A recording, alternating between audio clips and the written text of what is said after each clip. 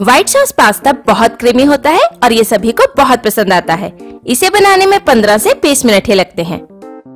White sauce pasta recipe के लिए ये सारी सामग्री इकट्ठी कर लें। व्हाइट सॉस पास्ता रेसिपी के लिए सबसे पहले हम पास्ता उबालेंगे, जिसके लिए एक गरम बर्तन में पानी डाल लें।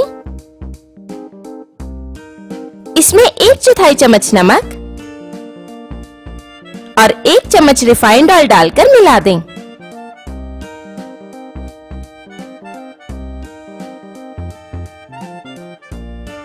अब इसमें 1 कप पास्ता डालकर उबाल लें।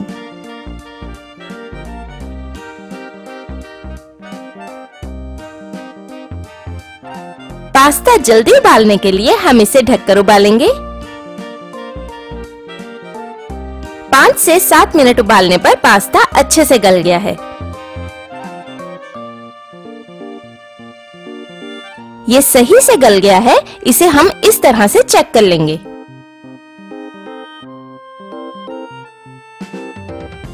अब हम इसे पानी में से निकालकर अभी के लिए अलग रख देंगे।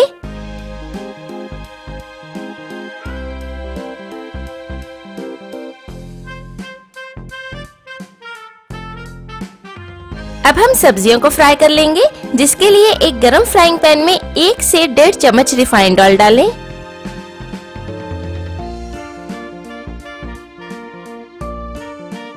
इसमें डालें 1 चॉप किया हुआ प्याज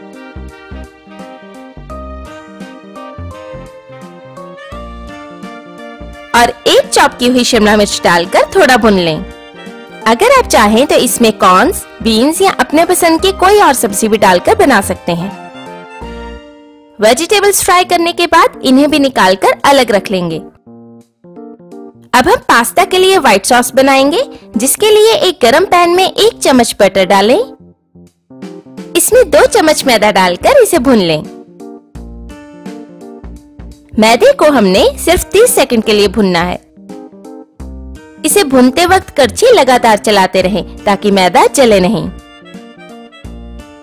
अब इसमें 1.5 कप दूध डालकर मिला दें, जिसे हम पकाकर रिड्यूस करेंगे और पास्ता के लिए सॉस बनाएंगे।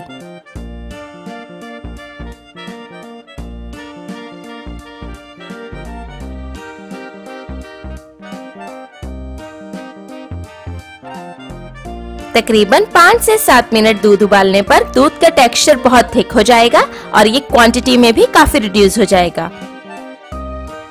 अब हम इसमें डालेंगे आधा चम्मच काली मिर्च पाउडर और 1/4 चम्मच या स्वाद अनुसार नमक डालकर अच्छे से मिला दें।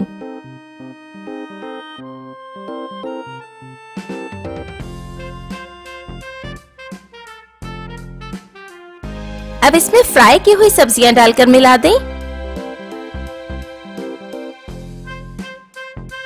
और उबाला हुआ पास्ता डालकर अच्छे से मिला दें। हमने ये पास्ता बच्चों के लिए बनाया है, इसलिए हमने इसे तीखा नहीं बनाया है, लेकिन आप चाहें तो इसमें चिली फ्लेक्स भी डालकर बना सकते हैं, जिससे ये पास्ता देखने में भी सुंदर और खाने में भी बहुत मजेदार बनकर तैयार होता है। सब कुछ मिलाने के बाद 1 से 2 मिनट पकाने पर व्हाइट सॉस पास्ता बनकर तैयार है। ये व्हाइट सॉस पास्ता बहुत ही क्रीमी और मजेदार बनकर तैयार हुआ है। ये खाने में बहुत टेस्टी है, तो आप भी इस रेसिपी को जरूर ट्राई करें। अगर आपको आज की वीडियो पसंद आई हो तो वीडियो के नीचे दिया लाइक का बटन दबाएं और मेरे चैनल को सब्सक्राइब जरूर करें। और रोज एक नई रेसिपी वीडियो देखने के लिए साथ दिए बेल आइकन को भी जरूर दबाएं, ताकि आप मेरी हर नई वीडियो जरूर देख पाएं। धन्यवाद।